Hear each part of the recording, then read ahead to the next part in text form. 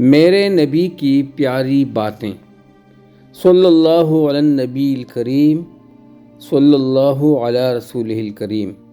نبی اکرم صلی اللہ علیہ وآلہ وسلم نے فرمایا، جبرائیل علیہ السلام نے خانہ کعبہ کے پاس میری 2 بار امامت کی۔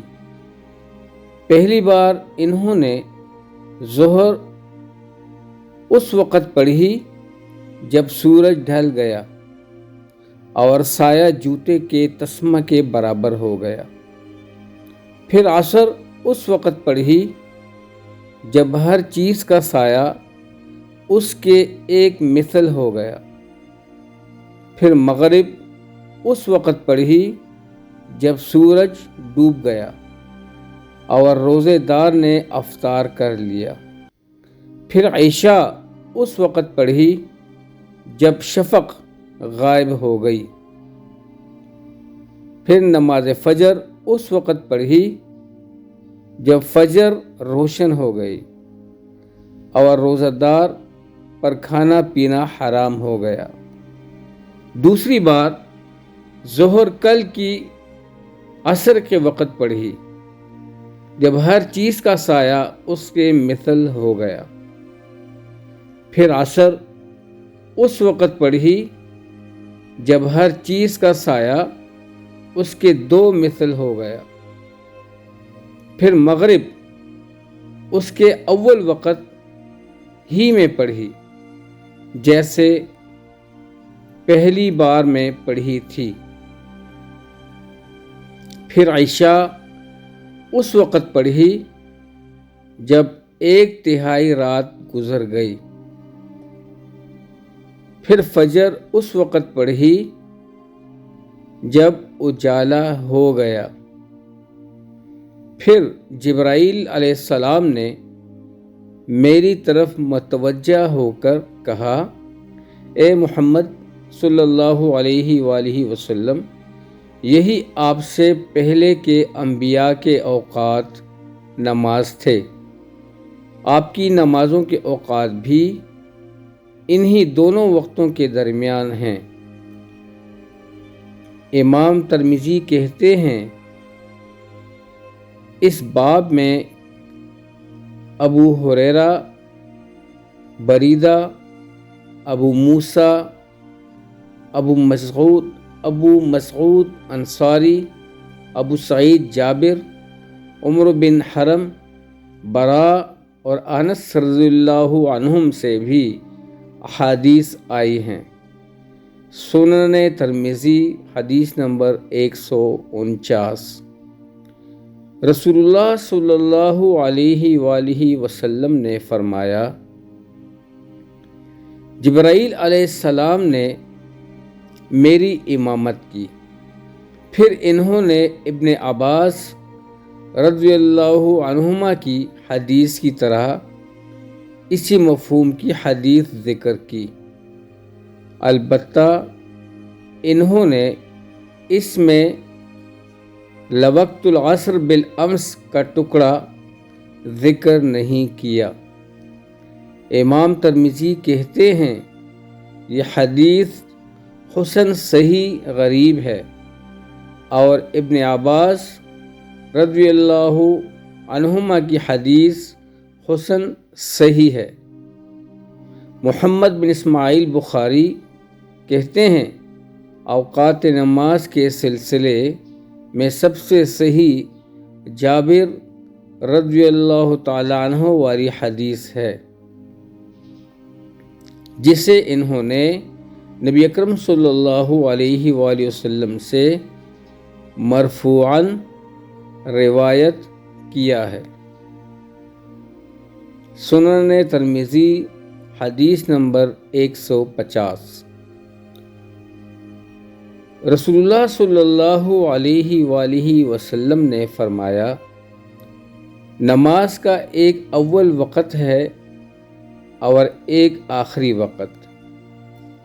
ظہر کا اول وقت وہ ہے جب سورج ڈھل جائے، اور اس کا آخری وقت وہ ہے جب عصر کا وقت شروع ہو جائے، اور عصر کا اول وقت وہ ہے جب عصر کا وقت ایک مثل سے شروع ہو جائے، اور آخری وقت وہ ہے جب سورج پیلا ہو جائے، اور مغرب کا اول وقت وہ ہے جب سورج ڈوب جائے، اور آخری وقت وہ ہے جب شفق غائب ہو جائے، اور عشاء کا اول وقت وہ ہے جب شفق غائب ہو جائے، اور اس کا آخری وقت وہ ہے جب آدھی رات ہو جائے، اور فجر کا اول وقت وہ ہے جب فجر صادق طلوع ہو جائے، یعنی صبح صادق ہو جائے، اور آخری وقت وہ ہے جب سورج نکل جائے۔ امام ترمذی کہتے ہیں اس باب میں عبداللہ بن عمر رضی اللہ تعالی عنہما سے بھی روایت آئی ہے۔ میں نے محمد بن اسماعیل بخاری کو کہتے سنا کہ اوقات کے سلسلہ میں اعمش کی مجاہد سے روایت محمد بن فضیل کی اعمش سے روایت سے زیادہ صحیح ہے۔ محمد بن فضیل کی حدیث غلط ہے، اس میں محمد بن فضیل سے چوک ہوئی ہے۔ اس روایت کو ابو اسحاق فزاری نے اعمش سے اور اعمش نے مجاہد سے روایت کیا ہے۔ مجاہد کہتے ہیں کہ کہا جاتا تھا کہ نماز کا ایک اول وقت ہے اور ایک آخر وقت ہے۔ پھر محمد بن فضیل والی سابقہ حدیث کی طرح اسی کے ہم معنی کی حدیث بیان کی۔ سنن ترمذی حدیث نمبر 151۔ نبی اکرم صلی اللہ علیہ وآلہ وسلم کے پاس ایک شخص آیا، اس نے آپ سے اوقات نماز کے بارے میں پوچھا تو آپ نے فرمایا تم ہمارے ساتھ قیام کرو، تمہیں نماز کے اوقات معلوم ہو جائیں گے انشاءاللہ۔ پھر آپ نے بلال کو حکم دیا تو انہوں نے اقامت کہی۔ جب فجر صادق طلوع ہو گئی پھر آپ نے حکم دیا تو انہوں نے سورج ڈھلنے کے بعد اقامت کہی، تو آپ نے ظہر پڑھی۔ پھر آپ نے انہیں حکم دیا تو انہوں نے اقامت کہی، آپ نے عصر پڑھی۔ اس وقت سورج روشن اور بلند تھا۔ پھر جب سورج ڈوب گیا تو آپ نے انہیں مغرب کا حکم دیا۔ پھر جب شفق غائب ہو گئی تو آپ نے انہیں عشاء کا حکم دیا تو انہوں نے اقامت کہی۔ پھر دوسرے دن انہیں حکم دیا تو انہوں نے فجر کو خوب اجالا کر کے پڑھا۔ پھر آپ نے انہیں ظہر کا حکم دیا تو انہوں نے ٹھنڈا کیا اور خوب ٹھنڈا کیا۔ پھر آپ نے انہیں عصر کا حکم دیا اور انہوں نے اقامت کہی، تو اس وقت سورج اس کے آخر وقت میں اس سے زیادہ تھا جتنا پہلے دن تھا، یعنی دوسرے دن عصر میں تاخیر ہوئی۔ پھر آپ نے انہیں مغرب میں دیر کرنے کا حکم دیا تو انہوں نے مغرب کو شفق کے ڈوبنے سے کچھ پہلے تک مؤخر کیا۔ پھر آپ نے انہیں عشاء کا حکم دیا تو انہوں نے جب تہائی رات ختم ہو گئی تو اقامت کہی۔ پھر آپ نے فرمایا نماز کے اوقات کے بارے میں پوچھنے والا کہاں ہے؟ تو اس آدمی نے عرض کیا میں ہوں۔ آپ صلی اللہ علیہ وسلم نے فرمایا نماز کے اوقات انہی دونوں کے بیچ میں ہیں۔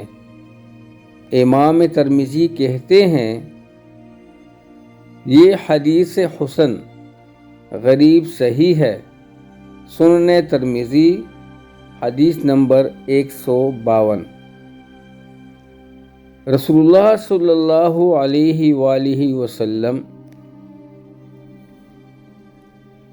جب فجر پڑھا لیتے تو پھر عورتیں چادروں میں لپٹی ہوئی لوٹتیں، وہ اندھیرے کی وجہ سے پہچانی نہیں جاتی تھیں۔